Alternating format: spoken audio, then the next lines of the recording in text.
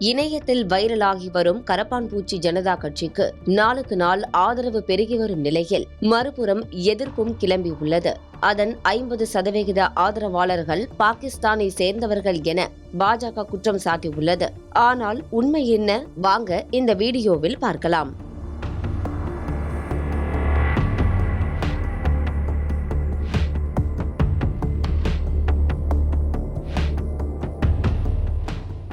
கரப்பான்பூச்சி ஜனதா கட்சி இந்தியாவில் சமூக ஊடகங்களில் பெரும் தாக்கத்தை ஏற்படுத்தி வரும் நிலையில் அக்கட்சியின் மீது பல்வேறு குற்றச்சாட்டுகளும் வைக்கப்பட்டு வருகின்றன. பாஜகவை சேர்ந்த சிலர் அந்த கட்சியின் 50% ஆதரவாளர்கள் பாகிஸ்தானை சேர்ந்தவர்கள் என்றும் அதன் நிறுவனர் ஒரு ISI ஏஜென்ட் என்றும் குற்றம் சாட்டியுள்ளனர். குறிப்பாக பாஜக யுவ மோர்ச்சாவின் பொதுச் செயலாளர் தஜிந்தர் பக்கா அதற்கான தரவுகளையும் பகிர்ந்துள்ளார். அதன்படி கட்சியின் இன்ஸ்டாகிராம் பின்தொடர்பாளர்களில் 49% பேர் பாகிஸ்தானை சேர்ந்தவர்கள் என்றும் அமெரிக்கா மற்றும் பங்களாதேஷை சேர்ந்தவர்கள் தலா 14% எனவும், மேலும் இந்த தரவுகளின்படி இந்தியா வெறும் 9% பின்தொடர்பாளர்களுடன் 4வது இடத்தில் இருப்பதாகவும் அவர் தெரிவிக்கிறார். ஆனால் அக்கட்சியின் நிறுவனரான அபிஜித் திப்கே இதை மறுத்துள்ளார். தொடர்ச்சியாக கேள்விகளுக்கு பதிலளித்து குற்றச்சாட்டுகளுக்கு விளக்கமளிக்கும் அபிஜித், அக்கட்சியை பின்தொடர்பவர்களில் 94% பேர்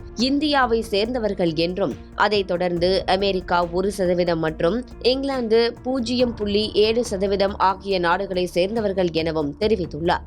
எனினும் இருதரப்பும் இதன் உண்மைத்தன்மையை வெளியிடவில்லை. அதேபோல் இதுவரை மெட்டாவோ அல்லது இன்ஸ்டாகிராமோ எந்த அதிகாரப்பூர்வ தரவையும் வெளியிடவில்லை. இது ஒரு புறம் இருக்க, மறுபுறம் அப்பக்கத்தை தொடங்கிய அபிஜித் திப்கே ஒரு ISI ஏஜென்ட் என சொல்லப்படுவதுதான் விவாதத்தை ஏற்படுத்தியுள்ளது. புனேவை சேர்ந்த அபிஜித் தற்போது அமெரிக்காவில் வசித்து வரும் நிலையில் இதுகுறித்த சட்ட உரிமைகள் கண்காணிப்பகம் 2019 தாக்கல் செய்த ஒரு புகாரை பாஜக தலைவர் தஜிந்தர் பக்கா உட்பட பல பயனர்கள் பகிர்ந்துள்ளனர். பாகிஸ்தான் சார்பு கருத்துக்களை அவர் பதிவிட்டதாக அந்த புகார் தெரிவிக்கிறது. பயங்கரவாத எதிர்ப்பு சட்டமான UAPAவின் கீழ் அவரை கைது செய்யுமாறு புனே காவல்துறைக்கு உள்ளூர் ஒழுங்குமுறை ஆணையம் உத்தரவிட்டதாகவும் கூறப்படுகிறது. இருப்பினும் அந்த புகார் மேற்கொண்டு விசாரிக்கப்படவில்லை எனவும், அது இன்று வரை ஒரு குற்றச்சாட்டாகவே நீடிக்கிறது எனவும் தரவுகள் கூறுகின்றன. இவை அனைத்தும் அவர் ஆம் ஆத்மி கட்சியில் இருந்தபோது பதியப்பட்டதாகவும் கூறப்படுகிறது.